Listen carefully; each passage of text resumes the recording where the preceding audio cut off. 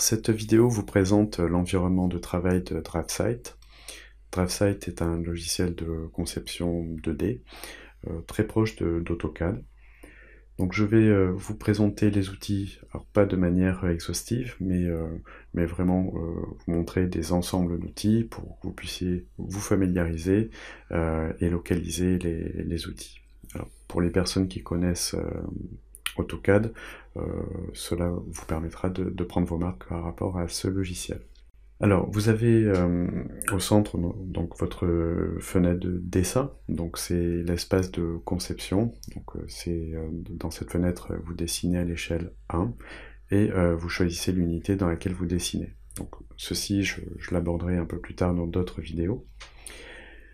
Vous avez alors deux barres d'outils qui sont principales, qui sont les barres d'outils de dessin que vous retrouvez à gauche. Donc vous allez retrouver des outils ligne, polyligne, rectangle. Donc des formes de base, des outils de base pour vous permettre de dessiner.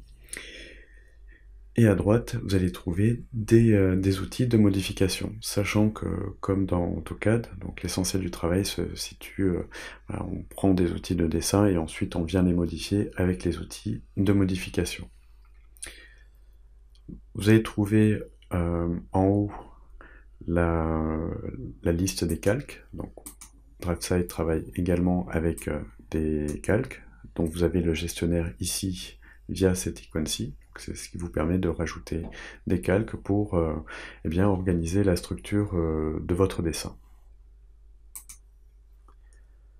Vous trouverez des commandes génériques ici, donc la possibilité de créer un nouveau dessin, d'ouvrir un dessin, d'enregistrer ou d'imprimer, tracer votre dessin. Vous allez trouver des outils d'édition très classiques, couper, coller, donc copier, donc vous allez trouver ces éléments ici. Un outil qui vous permet de transférer des propriétés, donc vous allez pouvoir copier des propriétés d'un objet à l'autre. Des outils d'annulation, donc annuler, rétablir ici, déplacer, et des commandes qui sont présentes ici, qui sont liées à la navigation 2D, sachant que vous n'aurez pas beaucoup à utiliser ça, puisque la molette de la souris se charge à la fois du zoom et du panoramique. La palette propriétés qui peut être présente à l'ouverture de votre interface, qui vous indique toutes les propriétés d'un objet sélectionné. Donc je vais fermer ça. Bien sûr, vous trouvez la barre de menu qui regroupe eh bien l'ensemble des fonctionnalités du logiciel. Elles sont organisées à peu près, enfin cette barre des menus est organisée un peu de la même manière que AutoCAD. Vous allez trouver par exemple les outils de dessin qui reprennent dans l'ensemble tous les outils de dessin que vous avez ici. Donc ils sont peut-être pas tous présents, mais en tout cas vous trouverez tous les outils, y compris leur variante, ici. Et dans le menu modifier, eh bien, vous retrouvez ce qui est présent ici, mais avec d'autres options, évidemment, puisque tout est présent dans ce menu. Alors, l'espace objet, donc on est donc dans DriveSight, l'espace objet s'appelle modèle. Vous avez également l'espace papier, donc qui est présenté par différentes feuilles de travail, dont vous pouvez au clic droit faire nouveau et ensuite obtenir autant de feuilles de travail que vous souhaitez. Donc l'espace papier, donc c'est le moment où on va présenter le projet, lorsqu'on s'apprête à imprimer notre projet.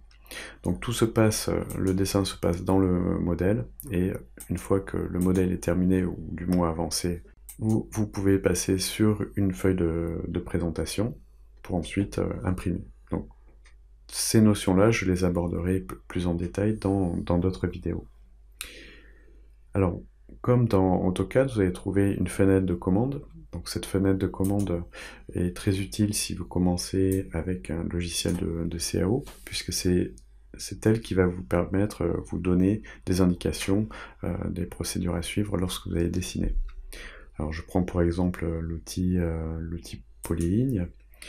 Donc je vais observer dans la fenêtre de commande des instructions. Donc là on me demande d'entrer, je vais dessiner un premier trait ici. Et je vais avoir par exemple des options qui sont signifiées par une lettre en majuscule soulignée, qui me permettent d'accéder, donc là c'est la lettre A pour faire un arc, donc à des options concernant cet outil. Et pour revenir à ligne, donc c'est la lettre L, et vous validez pour revenir là-dessus.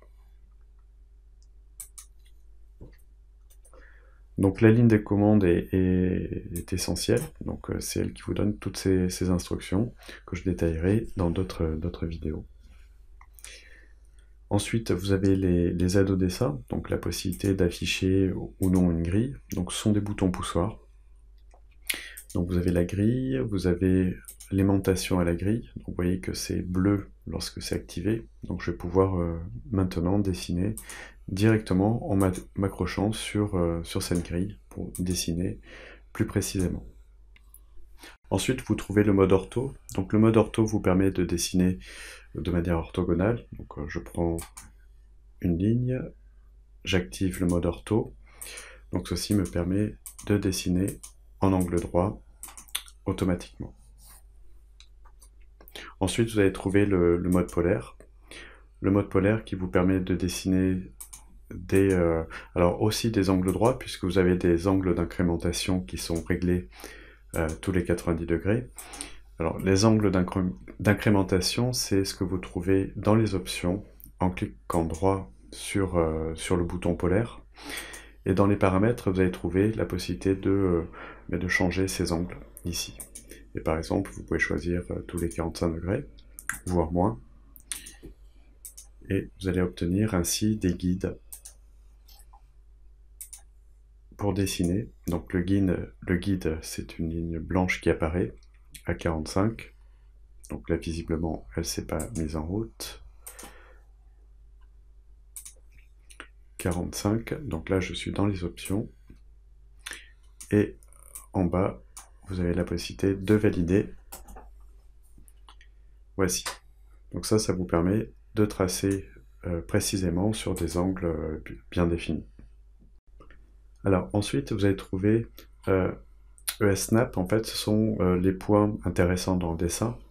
Lorsque vous dessinez, vous allez voir apparaître des points ici qui vous indiquent que vous magnétisez sur des points qui sont intéressants. Par exemple, ici, on va trouver le milieu, des extrémités, et ici aussi, vous allez pouvoir régler les paramètres.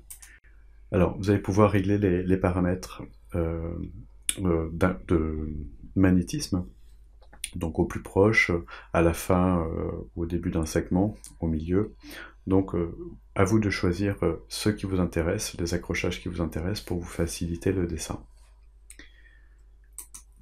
Alors ensuite, vous allez trouver eTrack qui correspond en fait ce sont des outils qui vous permettent de trouver des intersections.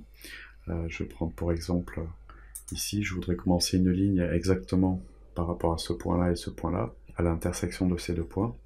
Donc je vais simplement montrer ces deux points, et en restant dessus une seconde, voilà, vous voyez apparaître une croix bleue qui vous indique que DriveSight a mémorisé ce point. Je vais rester un petit peu plus longtemps, je pense que ça doit pouvoir se paramétrer. Voilà, donc ça permet d'avoir l'intersection de ces deux points pour pouvoir dessiner exactement où je veux. Par exemple ici, je souhaiterais montrer ce point-là, donc sans cliquer. Donc, il faut attendre un petit peu. Là j'ai une réponse qui est un peu lente, voilà. Donc je vais trouver l'intersection de ces points. Donc je vais avoir des lignes de projection qui m'intéressent. Alors pour finir cette interface, vous pouvez la modifier. Vous voyez que lorsque vous approchez dans la partie supérieure de cette barre d'outils, vous pouvez la modifier. Vous pouvez la désancrer, vous pouvez la réancrer. Donc il y a un espace bleu qui apparaît pour vous indiquer le positionnement de cette barre d'outils. Vous pouvez également, une fois désancré, fermer cette barre d'outils. Alors pour modifier l'interface, vous cliquez droit sur une partie vide d'une barre d'outils, et vous allez trouver ici Main, qui vous permet de choisir vos barres d'outils. Donc là, je viens de supprimer la barre d'outils dessin, donc je réactive l'outil dessin. Vous voyez que chaque fois que vous avez une coche ici, ça indique que cette barre d'outils est présente désormais dans votre interface. Donc à vous de choisir ensuite les outils, les barres d'outils qui vous intéressent. Par exemple, une barre d'outils qui est absente et qui est quand même pratique, ça va être d'avoir les informations que l'on va trouver. Voilà, donc les outils d'information, enfin nommés renseignements dans AutoCAD, dans DriveSight c'est interrogation. Voilà, donc ceci vous permet de mesurer des entités pour vérifier votre dessin. Donc on a l'outil mètre et d'autres outils pour calculer des surfaces. Voilà, donc là j'en ai terminé avec la présentation de cette interface de DriveSight.